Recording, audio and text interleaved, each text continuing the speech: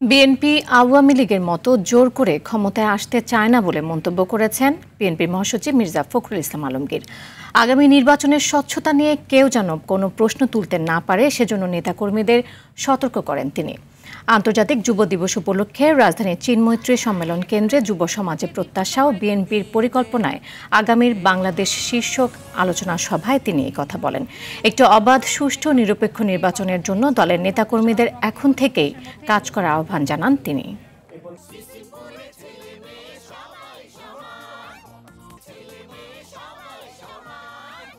আমাদের দিকে আঙ্গুল তুলে কেউ যেন দেখিয়ে বলতে না পারে যে আমরা ওই আওয়ামী লীগের মতো জোর করে নিয়ে গেছি, এটা যেন কেউ বলতে না পারে।